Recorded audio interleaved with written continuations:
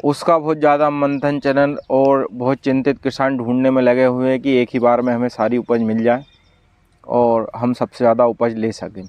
लेकिन पिछले साल की अगर मैं बात करूं तो मैंने कम से कम 4 से 5 वैरायटी बोई हुई थी, जिसमें मैंने शिखा MH 421, उसके बाद डबल तलवार और हमारी सम्राट PDM 139, इस प्रकार की मेरे पास वैरायटियाँ थी, जिनमें सबसे ज़्यादा जो उत्पादन रहा है वो MH 421 का रहा।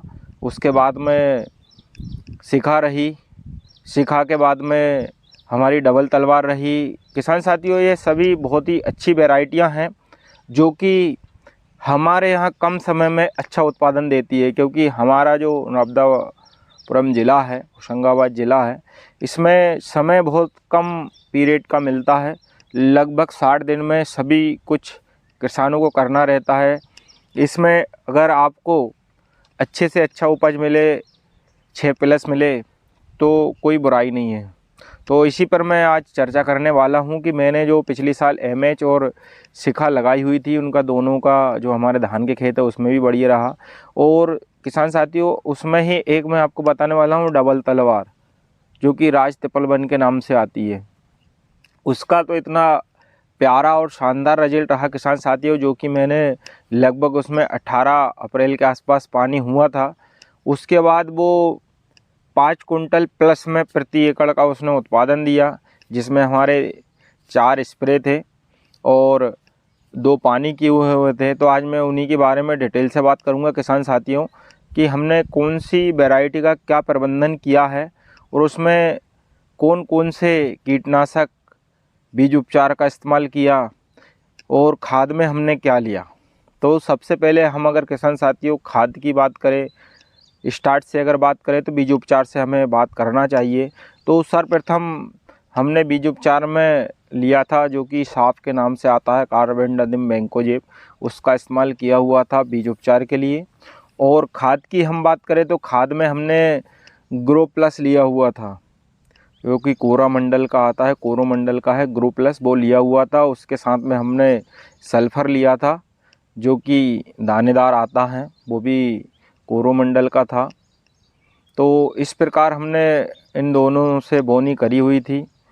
और हमारा जो पहला हमने स्प्रे किया हुआ था वो एक बायो की दवा थी, जो कि उसका बहुत शानदार रिजल्ट मिला। कम से कम हमें 8-9 दिन का उससे रिजल्ट मिला। उसके बाद हमने फिर बायर की दवा लगा दी थी, जो कि फिल्मिंडामाइड और डेल्टामेथ्रिन है उसमें।